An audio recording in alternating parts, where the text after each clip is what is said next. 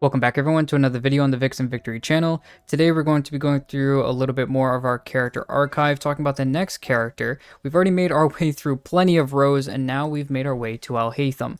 Now Alhaitham is well known as one of the strongest DPS characters in the game. Never mind Dendro just being an extremely strong element, but there's a lot to go in terms of talking about how to build him, in terms of what his teams look like. Because Dendro is so versatile, it can really kind of go into a lot, which we'll talk about in the team section. Building wise, he's got a lot of great weapons and a lot of great artifact sets that he can use, and in general, being one of the strongest DPSs in the game, a lot of his damage can just come naturally, even if he's not built extremely meta or gone extremely to the nth extent of how to build him and going perfect on everything. He still does extremely good damage without these things. So besides that, let's go ahead and jump right into talking about his talents. Now, looking first and foremost at his talents and what you're going to be doing in terms of leveling priority, you can already see here, I do have him triple crowned, but the idea of what you're trying to go for here is leveling all three of these. Looking at it in general, with the different levels of what you're going to do in terms of leveling priority, each one needs to be leveled at the same level. So for instance, if you're grinding him out right now and you're maybe a lower tier player, keeping him at level 6 or something like that, all of these levels, keeping them in line with each other. One, in my personal opinion, doesn't have more say than the other, but if you had to force it, I would say going your skill and then your normal attack and then your burst at the end. The burst is really just an extra hits of damage, but those damage hits can be extremely good depending on some other things in the mirrors and what you have, and that's just a whole different story, which we'll get into in a second. But if you really want to force it and you want to try to put one a little bit higher than the other, I would say once again the priority would be the skill, then the normal attack, then the burst. But I really would heavily suggest, even if he's 80 out of 80 or whatever, going into 888, keeping them all at the same level, because each of them are extremely going to help you in terms of your overall damage and looking at him as a character. Now, without further ado, let's go ahead and jump into what you're going to be using for him. Now, I want to start with the skill because it talks about his Chisel Light Mirrors, and the Chisel Light Mirrors is the entirety of looking at his kit. That's really the major reason that you're going to be doing a lot of your damage.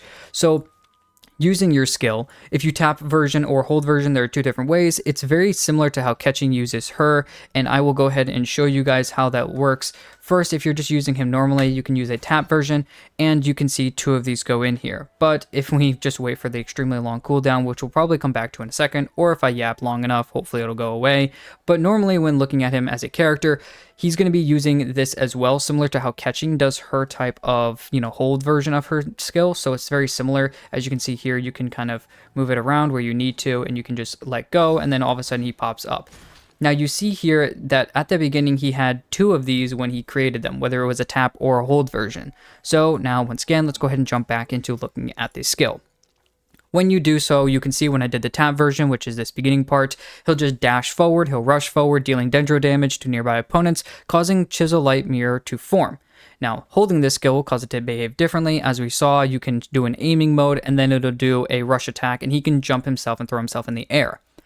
Now, when talking about the Chisel Light Mirrors, when this skill is unleashed, Alhaitham will generate one Chisel Light Mirror. If there are no mirrors at this time, he will generate an additional mirror. That's why whenever he didn't have any Chisel Light Mirrors on him, as you can see right here, there's no Chisel Light Mirrors, those little green things that you're seeing there, those are the Chisel Light Mirrors. If there's none on him right now, then he's going to generate two when he uses his skill.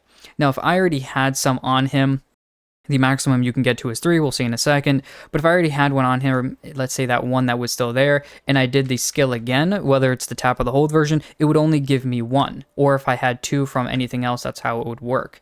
So once again, now going back to looking at the skill, at this point in time though, if there are no mirrors, he will generate an additional mirror, which meaning you can have 2 then at that point in time. Or if you have 2, you can get an extra 1 to 3. Also, the Chisel Light Mirrors will have the following properties. When he possesses Chisel Light Mirrors, whether it's 1, 2, or 3, doesn't matter as long as he has one of them, Alhaitham's normal, charge, and plunging attacks will be converted to Dendro damage, and this cannot be overridden, so things like the C6 Bennard or an infusion from another character will not override his Dendro infusion.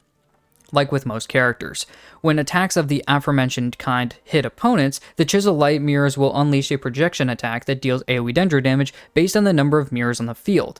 So, if you have basically at this point in time, if you're going to be doing attacks with the Chiselite mirrors on you and you're hitting opponents, every so often a special type of hit, a mirror projection attack, will do a certain amount of damage. Now that is based on everything you see here. It's based off attack percent and elemental mastery. So as a Dendro character, going to EM is actually going to be extremely good for him. It makes sense entirely with his kit and then also the element as well. So going not only just into elemental mastery like you might see with other characters is going to be good, but attack is very good building him as well.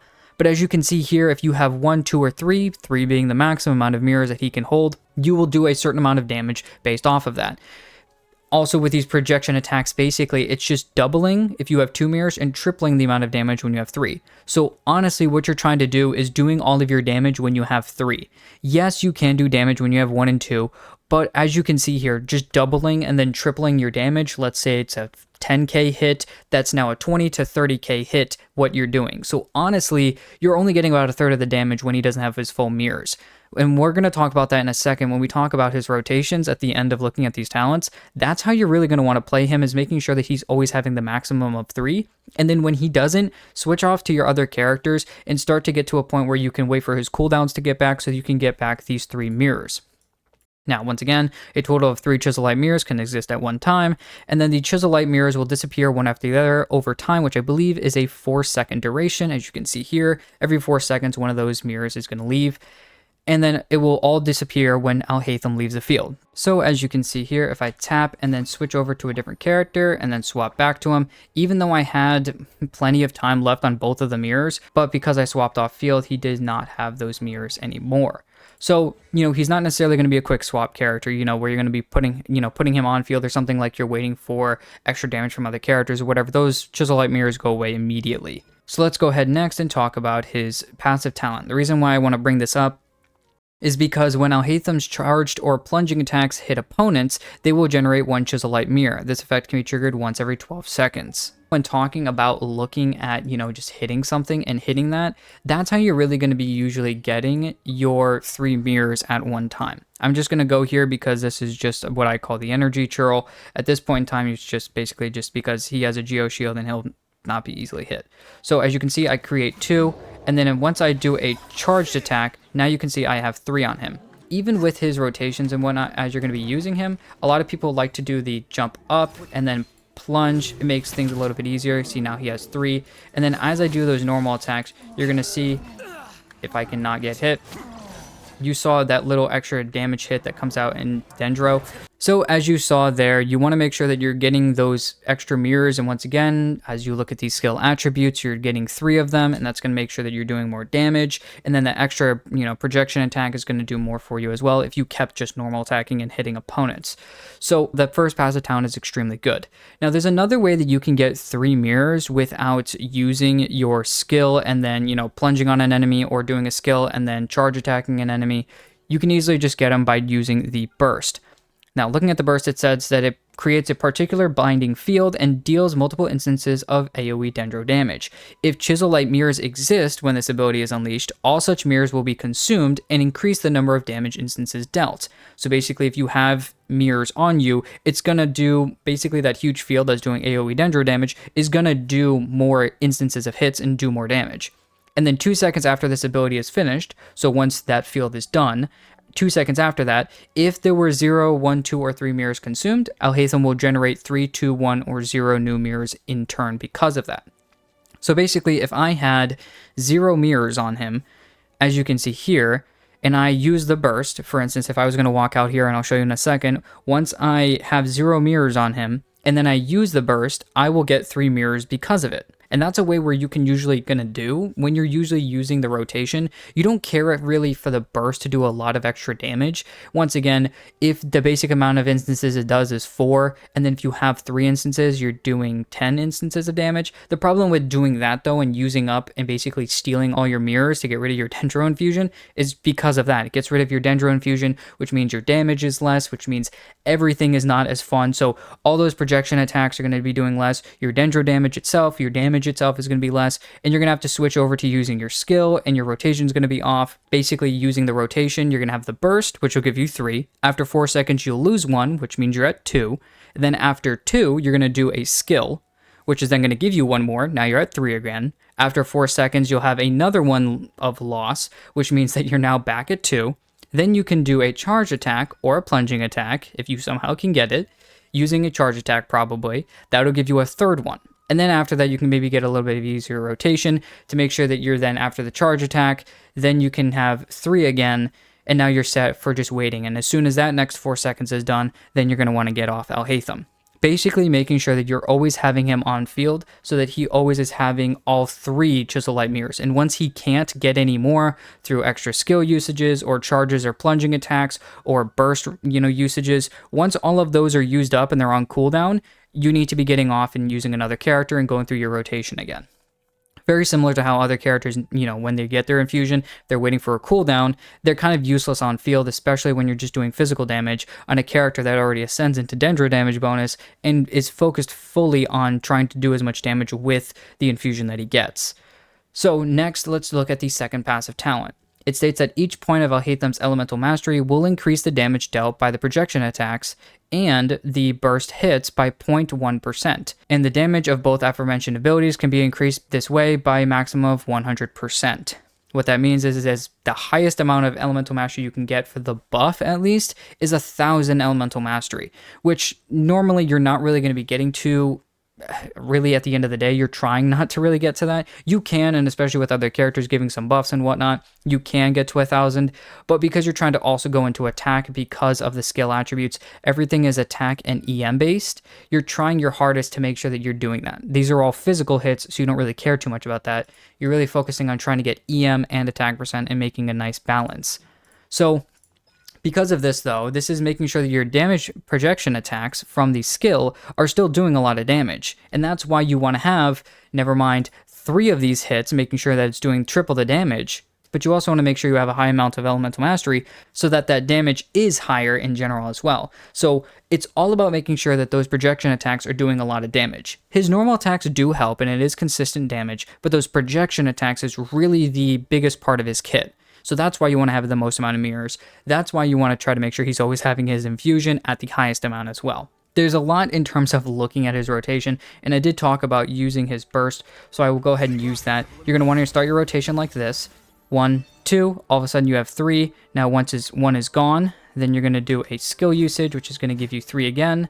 And then if there was an enemy near me, I'd use the second passive talent, do a charge attack, I'd gain another third one, and then after 4, I'd switch to my other characters, go use a Yelan skill, use Kuki skill, I don't know, a Baiju burst at this point in time, and then swap over to Alhaitham.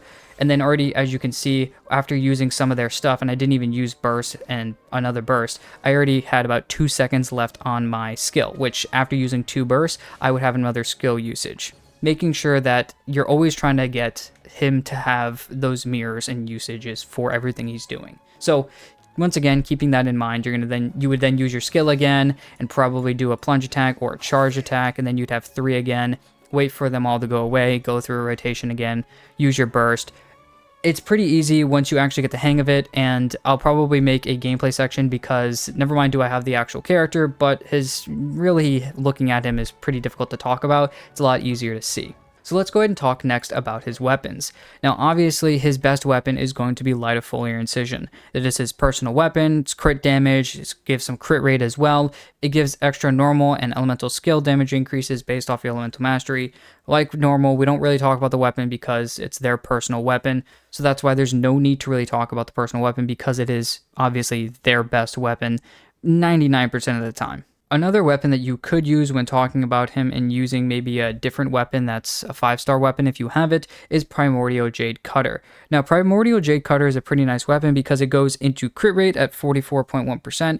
It still keeps the same amount of base attack that you would get from Light of Foliar Incision, but the ability is extremely nice because it increases some HP and then gives you an attack bonus based off the HP. So once again, as we saw in his kit, the extra attack is really nice, but this also just allows you to go full crit damage on his actual stats and everything, and that's really why Primordial is a really good weapon, just because of the really high amount of crit rate you can get from the main stat. Another weapon that you could use is right here, looking at Ayaka's weapon, Mistblade Reforged, and although it doesn't have as much, or it has half the amount of crit damage that you would get from Light of Foliar Incision, it does have an extremely, or at least a way higher base attack, and that is only about 150 that you see here, 152.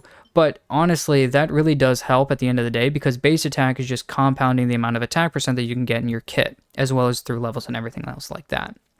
Never mind that, though, the ability is extremely good for this type of character as well. In my personal opinion, I like this weapon better than Primordial Jade Cutter. Not as much, obviously, as his personal weapon, but this is probably his second best weapon for me. It states that the character who uses this gains a 12% elemental damage bonus for all elements, at least giving him 12% elemental damage bonus for that Dendro, and he will get the Mistsplitter's emblem. At stack levels 1, 2, and 3, the Mistsplitter's emblem provides 8, 16, and 28% elemental damage bonus for the character's elemental type, which would be Dendro. The character will obtain 1 stack of Mistsplitter's emblem in each of the following scenarios. Normal attacks deal elemental damage, which is pretty easy considering you're always trying to make sure that you're using those infusion hits. Also, casting an elemental burst, which you're probably going to start your rotation off with, and then having your energy less than 100%, which, once again, you're starting the rotation off with the burst. And by doing that, you immediately get 2 stacks, and then you do a normal attack, and you already have the 3 stacks of Mistsplitter's emblem, giving you a 28% elemental damage bonus on top of the 12%, giving you 40% more Dendro damage bonus. I'll talk about this in a second. If you have that much Dendro damage bonus, and he already ascends into Dendro damage bonus, your stats on your artifacts are going to change a little bit. But we'll talk about that later. Another weapon you could use is something like Harangapaku Futsu. I've even heard some people use just because of the high amount of crit rate that it could give. And honestly, the ability isn't terrible either. It also gives a 12% all elemental damage bonus. And when other nearby party members use elemental skills, the character equipping this weapon will gain 1 wave spike stack, and you'll get a max 2 of those stacks, which usually you might be using him with someone like Kuki or Official or Yaimiko. So when they use that, it'll be pretty easy to get these stacks. And then he'll basically get some extra normal attack damage because of that, which you see most of his damage can come from the projection attacks, but also his normal attacks as well. So this weapon isn't really terrible for him either. You probably won't be using it unless you got it by accident and you need it for someone. So if you do have Alhaitham, you don't have his personal weapon, or Mistsplitter, you could use this weapon instead. Looking at some 4 stars though, probably my favorite weapon for him is going to be Wolffang. Yes, it is a Battle Pass option weapon, so it does, it's not free to play, but because of that, though, it has a nice amount of crit rate, which means it's better for, obviously, the crit rate, crit damage, because he doesn't ascend into either one of those, so really going for a crit weapon, in my personal opinion, is the best. Also, because of that, though, the damage dealt by elemental skill and elemental burst damage is increased by 16%, which is kind of nice, because that means his burst and his skill are doing some nice damage, and you're always using them to make sure you're getting the infusions. And then when an elemental skill hits an opponent, its crit rate is increased by 2%, and the elemental burst, if it hits an opponent, its crit rate is increased by a few percent as well. With stacks, which really, you're not stacking them very much, so it's not terrible, but it's not necessarily great. I really do just like the weapon because of its main stat as well. Now, because of that, though, something like the Black Sword could also be really, really good for him as well, because it's about the same amount of crit rate that you're going to get from the Wolffang, but it increases normal and charge attack damage instead, while also healing yourself when you hit someone and score a crit hit. So while having high crit, you're increasing the normal charge attack damage, which is really how you're doing your damage besides the projection attacks, and you're healing yourself based on your attack, which could be extremely nice if you're not really running, double healers in the team like you saw that I was running. So if you're not really running that and you're running a different team, that can be extremely useful for you, honestly, to be using this weapon. The Black Sword, once again, is a Battle Pass option weapon, so not free to play, but an extremely good weapon. Going to a different weapon, and this one, once again, I am pretty sure, like 99% sure that this weapon is an event weapon. If you have it at R5, going to talking about Tokubo Shigure. Now, it does have about the same amount of elemental mastery that you'll get out of Iron Sting, which is another great weapon for him, but this will be getting basically a Cursed Parasol to an opponent after you hit them, and then that will basically allow you to deal 32% more damage to them, but at R0 or R1, it does have the damage bonus set to 16%, but if you can get it to R5, it has it set at 32%, as you can see here. Does have 165 elemental mastery at level 90, so it's not a terrible weapon because we saw that he goes damage based off of elemental mastery, but once again, he doesn't ascend into crit. Going for a non-crit weapon, although the EM is nice, can hurt you possibly in terms of what you want for your crit. Another weapon you could use is Iron Sting, a really free-to-play, really nice free-to-play option weapon because it's pretty easy to get because you're just building it, and it has the same amount of elemental mastery that you get from Tokubo Shigure, and it has an all elemental damage increase for 7.5% at R2, At R1 though, it's a 6%, so as you're increasing, it's going up about 1.5%, and it has 2 stacks, so if you deal elemental damage, all of your damage is increased by 6% at R1, and then as you know, it makes sense, as you create more, the more you're going to be able to do more damage, the higher the refinement is. So very nice weapon. It's extremely good for him. It's especially very nice for free-to-play weapon characters. And if you have, you know, Tokubo Shigure and you want to put it on someone and you can't put it on anyone, kind of like me, if I didn't have, you know, this weapon, I would still probably go and look for another crit weapon instead. But Tokubo Shigure and Iron Sting aren't really that bad, especially for the free-to-play options. Now, I will say something that is, I wouldn't really say is a hot take, to be honest, because this weapon is extremely good.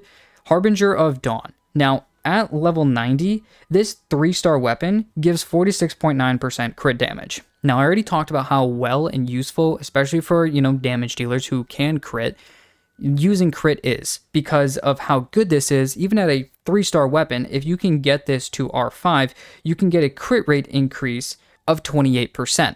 At R1, you see here is at 14%, and if you have the double healer combo that I'm using, technically this weapon could be extremely good for you. Because if you get 46.9% crit damage, and you have it at R5, which it's pretty easy to get, at the end of the day, you have 28% crit rate and almost 50% crit damage, which is extremely useful, and for honestly a 3-star weapon can sometimes be better than some of the 4-stars, and even, you know, I wouldn't really say better than a 5-star, but honestly, it's really sometimes better than the 4-stars that you could really get in this kind of lineup here. So Harbinger of Dawn, if you have it, is an extremely good weapon, and if you have multiple copies of it, go ahead and refine it, and try to keep your HP as high as possible, because that's the only real way that you can get the extra crit rate increase. It's going to be extremely helpful for you to go for more EM, more attack percent, maybe a different type of crit, so that it allows you to be a little bit more flexible in your build.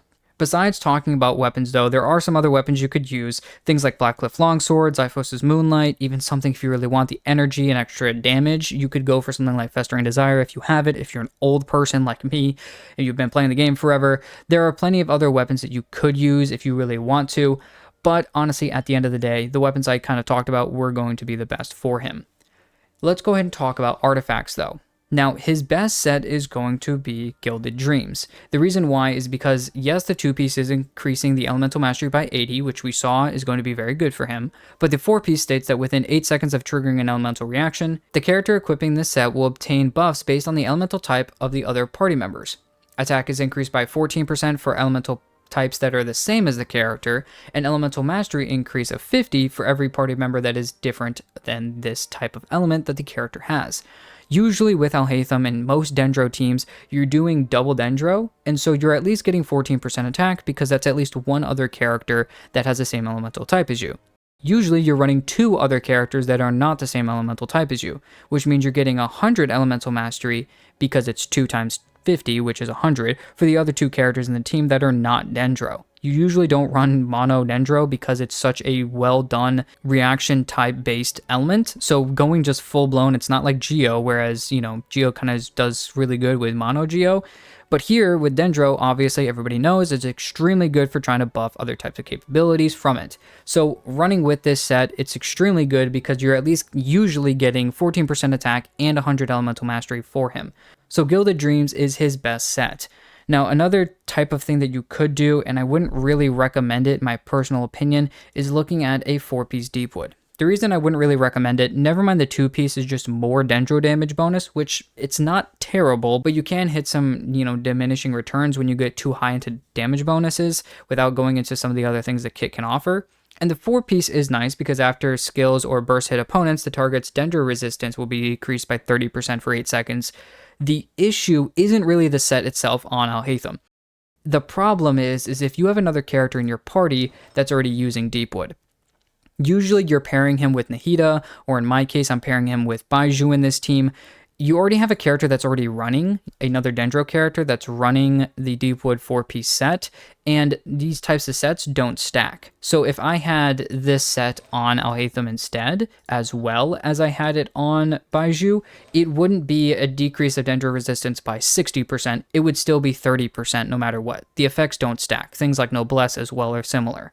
So that's the idea, and that's why I wouldn't really use 4-piece Deepwood on him. If he's your only character on the team that has the 4-piece Deepwood, then yes, you can use it. But honestly, most of the time you're using Dendro main character, Kale, Baiju, Yao Yao, or Nahida mainly, that already has a 4-piece Deepwood on them. So using 4-piece Deepwood on him isn't really useful because all you're getting out of it is the 2-piece of the Dendro damage bonus. But because of that, though, if you want to, the best way to actually go for a 2-piece, in my personal opinion, with him is going to be the 2-piece of Deepwood Memories to get some extra damage bonus, or a 2-piece of Elemental Mastery, which I think is probably the better way, and combining one of those two with a 2-piece of Emblem of Severed Fate. Now, I know a lot of people are going to say you're crazy and you're stupid for that. The reason I say that is because energy is so necessary on Alhaitham, and getting enough energy is always a problem, even in double electro teams for me. Now, I do have him a little bit low on energy recharge, but that's because, I went so high into crit. I have a really good amount of elemental mastery. So because of all that, though, I'm hurting myself by not having enough energy recharge. And so getting his burst back can be a little bit of a problem. It is an energy cost of 70, and honestly, even with double Dendro on the team, you really need a lot of characters focusing on giving him a bunch of energy back. And once again, with normal, DPS carries, you're trying to at least hit the 140 energy recharge area, 140 to 160 when you're usually looking at a DPS. So I'm already extremely under the bar, so if you really want to and you have a real problem with getting his energy back, I wouldn't really see it as a problem to run a 2-piece emblem with a 2-piece of Gilded Dreams to get the Elemental Mastery, or a 2-piece of Wanderer's Troop that also gives him an Elemental Mastery, or a 2-piece of even Instructor, the 4-star Instructor set that also gives Elemental Mastery at 80 for the 2-piece. So keeping that in mind, if you want to combine 2-pieces, I would say find a 2-piece of Elemental Mastery and combine it with a 2-piece of Emblem of Severed Fate. That's going to be better for you in the long run. Now let's go ahead and talk about main stats. Now, even though he goes, as you saw, into attack percent and Elemental Mastery, you don't really want to go for attack percent on his sands.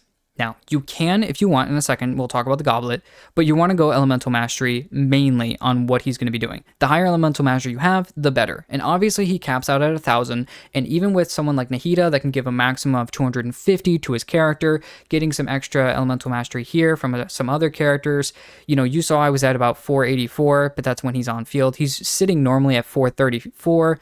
With the double Dendro Resonance, getting to maybe another 100, that's 500. Getting an extra 100 here, that's 600. Nahida's about 850.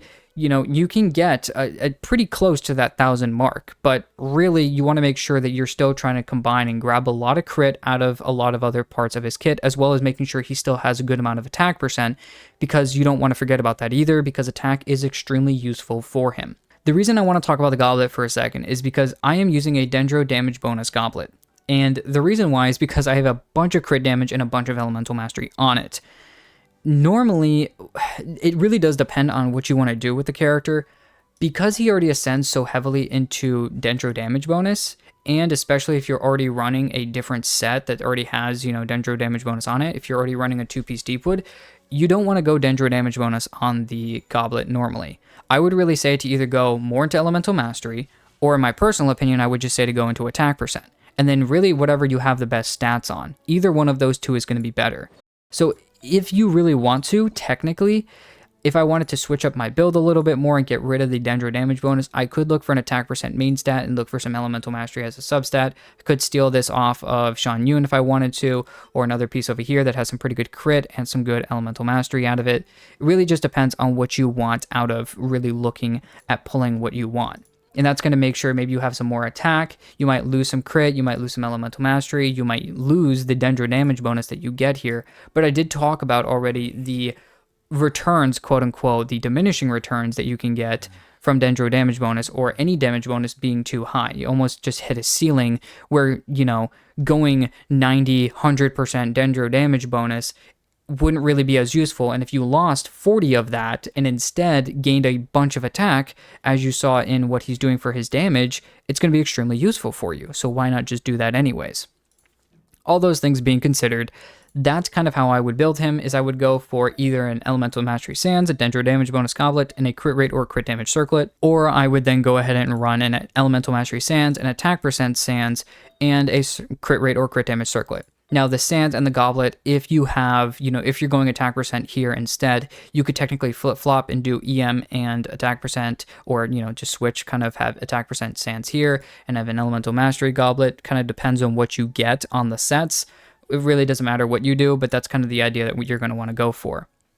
Anyways, that's the idea when looking at artifact sets, really making sure you're combining just a lot with him. That's why he's kind of difficult to build to an extent. He does go full into Elemental Mastery, but he also goes into attack, but he also goes into crit, and you want to make sure you have enough energy because he has really, really high energy needs. All things considered, he's very difficult to build even at the end of the day. Even someone who's grinded him for a very long time, I still have some things that I want to fix in his build. So work with him. He's going to be a little bit different. Different teams are going to, kind of need different things as well for him. So keep that in mind. And maybe something like the team I'm using isn't really even driving him all the way. He's just some extra supplemental damage to the Hyper Blooms I'd be doing in the team. Let's go ahead and now talk about Constellations.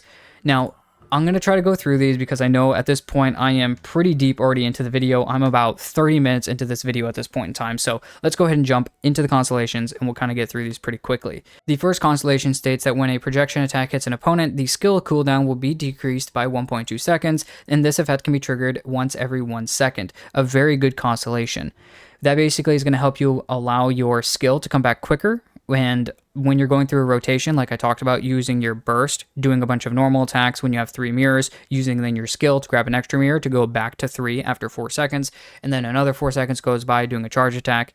If you get back to your rotation and your skill isn't ready, this can be extremely useful for you, and it might even allow you to maybe use your skill multiple times in one rotation. Maybe you can use your skill at the end and still be able to have 3. It kind of just depends on what you do, but a very good constellation. The C2 states that when Alhaitham generates a Chisel Light Mirror, which is going to happen pretty often, his Elemental Mastery will be increased by 50 for 8 seconds, with a maximum of 4 stacks. Each stack's duration is counted independently.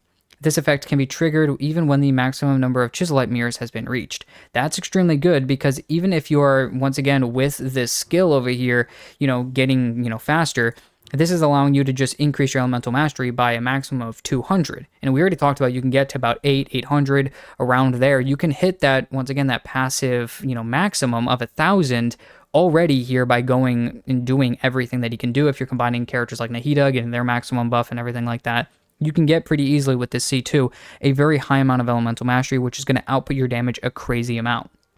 The C3 increases the skill level by 3, and the C5 increases the level of the burst by 3.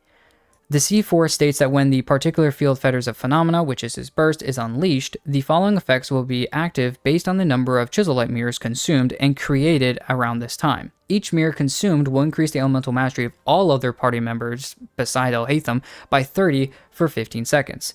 And each mirror generated will grant Alhaitham a Dendro damage bonus of 10% for 15 seconds, which means, once again, you can get a maximum of 3 this way, which means you can get a 30% Dendro damage bonus.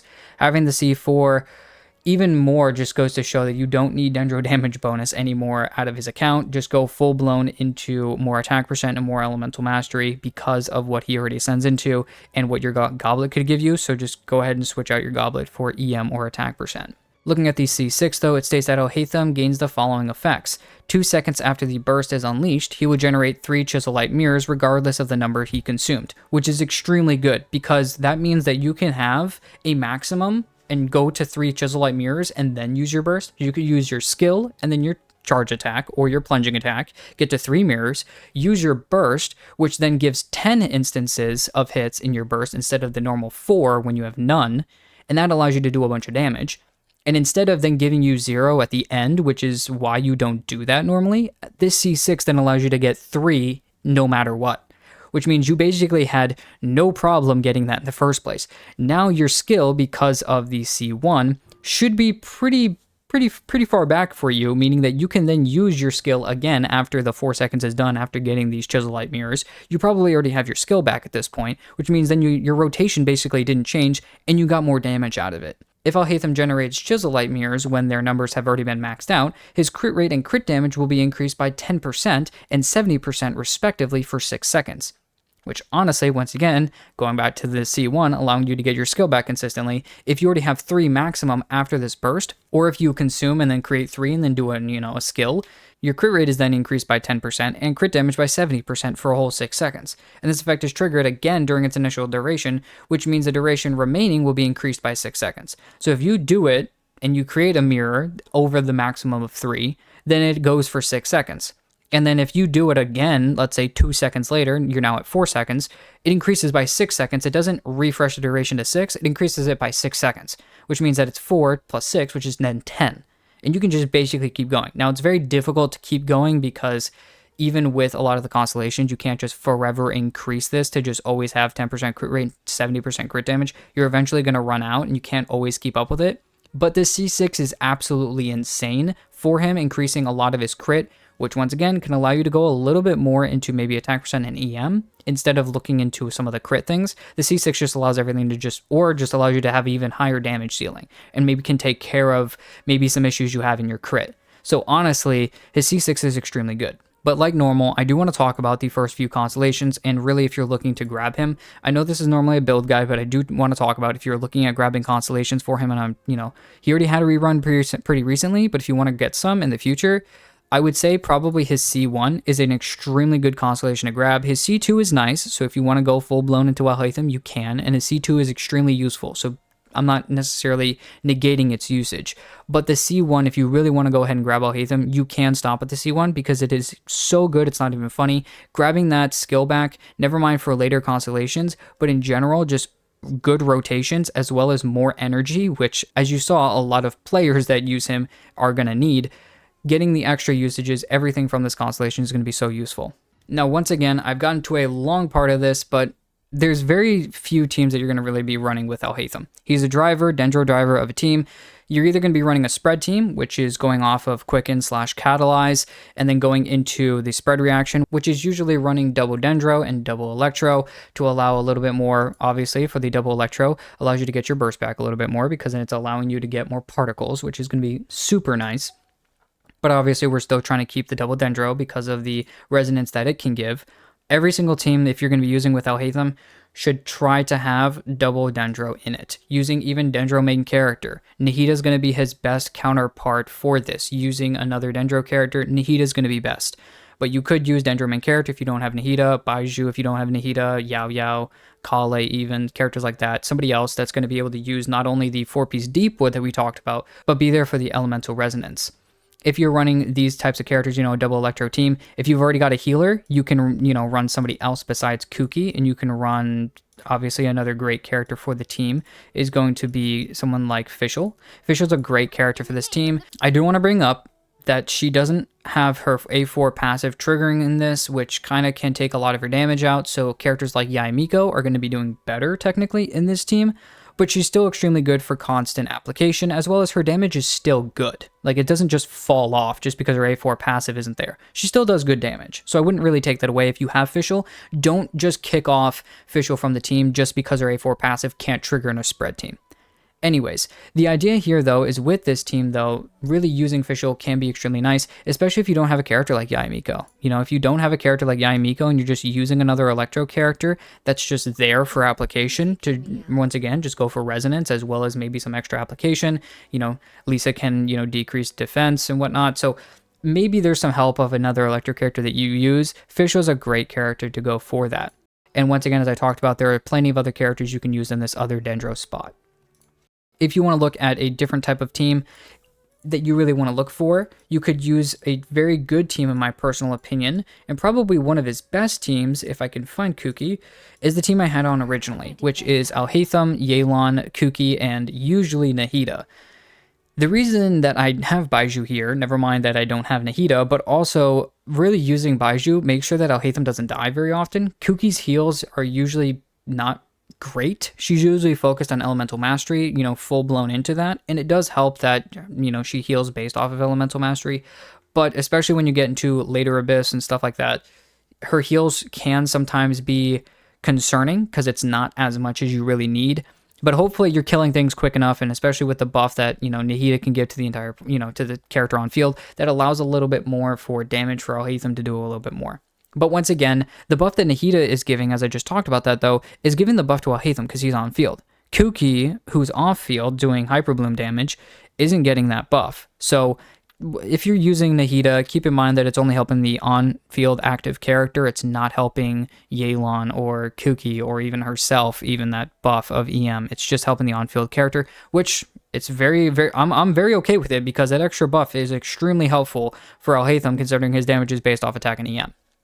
Once again, though, those are really the only two teams that I would really run, trying to make sure that if you do have Alhaitham, making sure you try to get Nahida if you don't have her, or at least trying to use another character that can use the 4-piece Deepwood to combine with him to make it somewhat of a band-aid fix until you get Nahida. If you want to use the Hyperbloom team, you can use someone like Xingqiu in place of Yelan. Yelan and Xingqiu are probably the only ones I would really use. You could maybe even use a Kokomi, if you have her. It's not going to be as much Hydro application, but it will be okay to an extent to use.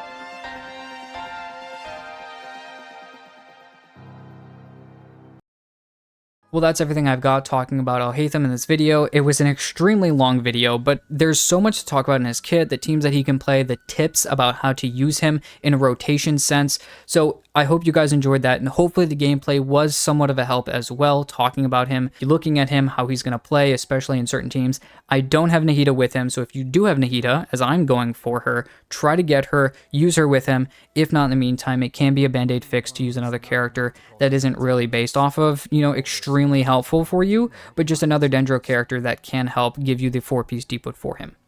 That's once again everything I've got talking about Alhaitham. I hope you guys enjoyed the video. If you guys did, please go ahead and like and subscribe. Let me know in the comments how you guys built your Alhaitham, how you're going to look to build him, what teams you want to build him with. Thank you guys for watching the video, and I'll see you guys in the next one.